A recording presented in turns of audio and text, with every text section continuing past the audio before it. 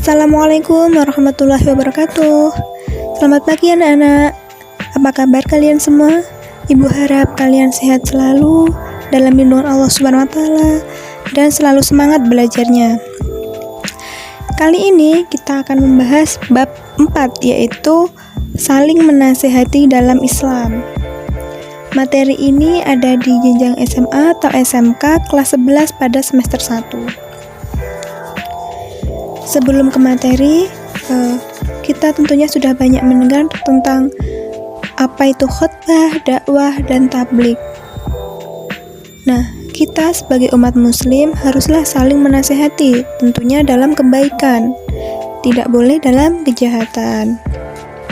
Lalu, apa pengertian khutbah itu, anak-anak?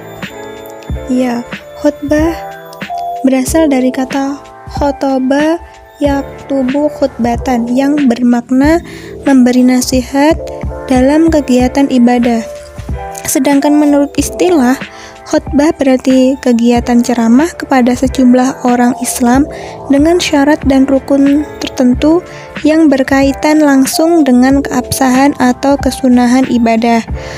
Sedangkan orang yang menyampaikan khutbah ini dinamakan khatib. Kemudian yaitu tentang ketentuan khutbah.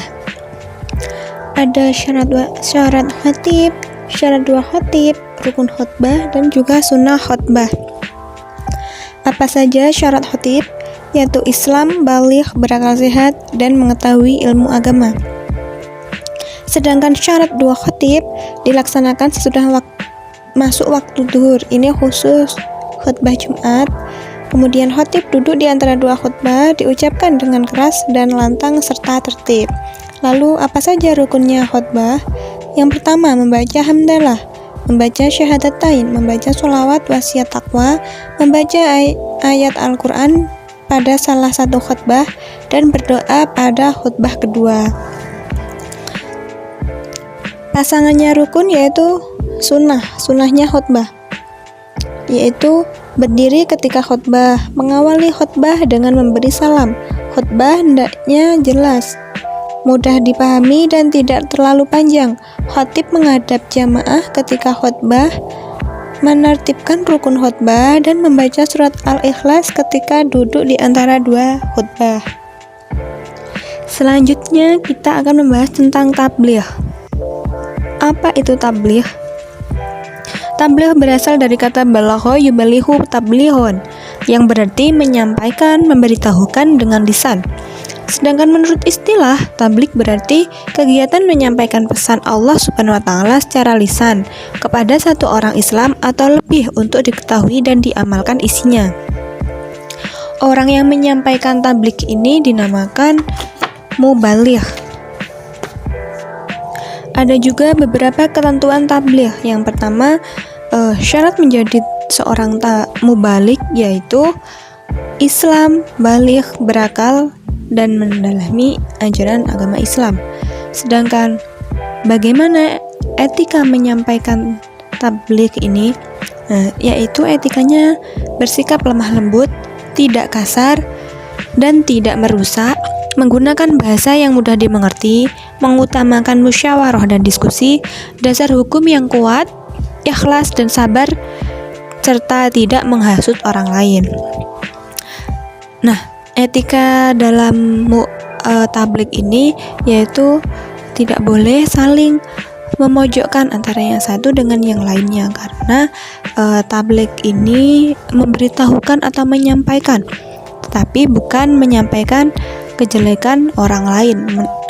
Nah, yang paling penting yaitu menyampaikan ajaran agama Islam agar semua orang saling mematuhi perintah Allah Subhanahu wa taala dan menjauhi larangannya. Kemudian yaitu tata cara tabligh, yaitu metode dan pendekatan tabligh. Metode tabligh yaitu artinya cara bertabligh yang tepat, efektif, dan efisien sehingga materi yang ingin disampaikan dapat diterima dengan baik oleh audien atau hadirin, mengingat berbagai kalangan yang mengikutinya. Sedangkan pendekatan tabligh harus memilih pendekatan yang tepat, ada dua model pendekatan dalam tabligh ini, yaitu pendekatan qauliyah atau lisan dan fi'liyah, perbuatan atau keteladanan. Yang terakhir yaitu dakwah. Apa pengertian dakwah? Dakwah berasal dari kata da'a yad'u dakwatan, yang berarti memanggil, menyeru atau mengajak pada sesuatu hal. Sesuatu hal yang apa? Pastinya sesuatu hal yang baik, bukan yang buruk.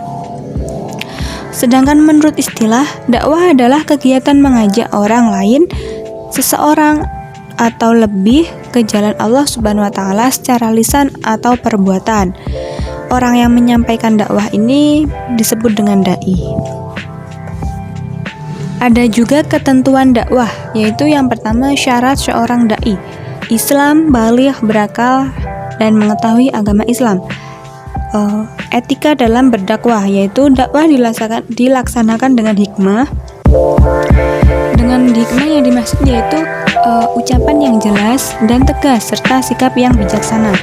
Kemudian yang kedua, dakwah dilakukan dengan mauizah hasanah atau nasihat yang baik, yaitu cara persuasif atau tanpa kekerasan, dan edukatif memberikan pengajaran. Yang ketiga yaitu dakwah dilaksanakan dengan memberi contoh yang baik atau uswatun hasanah. Dan yang terakhir, dakwah dilakukan dengan mujadalah. Apa itu mujadalah? Yaitu diskusi atau tukar pikiran yang berjalan secara dinamis dan santun serta menghargai pendapat orang lain. Nah, dari ketiga materi tadi anak, kita dapat menarik kesimpulan antara perbedaan khutbah, tabligh, dan dakwah. Yaitu kalau khutbah dilaksanakan pada waktu-waktu tertentu, contohnya pada sholat Jumat, sholat Idul Adha, Idul Fitri, seperti itu. Sedangkan tabligh dan dakwah ini dapat dilakukan kapan saja. Ada khutbah ada syarat dan rukun, sedangkan tabligh ada syaratnya tapi tidak ada rukunnya. Dakwah pun juga ada syaratnya dan tidak ada rukunnya. Khutbah ada mimbar khusus untuk melaksanakannya, sedangkan tabligh ada yang menggunakan mimbar dan ada yang tidak, tergantung tempat pelaksanaannya. Sedangkan dakwah tidak perlu ada mimbar khusus dalam pelaksanaannya. Khutbah ini waktunya terbatas, sedangkan tabligh ada yang tidak terbatas dan ada yang dibatasi waktunya. Sedangkan dakwah tidak dibatasi oleh waktu. Khutbah dilakukan oleh seseorang yang memiliki kemampuan berorasi dan memiliki pengetahuan yang cukup. Sedangkan tabligh bisa dilakukan oleh siapa saja yang memiliki kemampuan. Dakwah pun boleh dilakukan siapa saja karena setiap muslim wajib mempelajari, mengamalkan, dan mendakwahkan agama Islam. Orang yang melaksanakan khutbah disebut dengan khotib, sedangkan orang yang melaksanakan tabligh tadi disebut dengan mubaligh atau mubalighot. Sedangkan orang yang melaksanakan dakwah disebut dengan dai.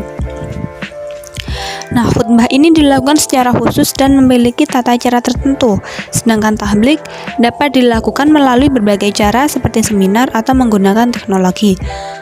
Dan dakwah dapat dilakukan tanpa melalui acara formal karena dapat dilakukan kapan dan di mana saja.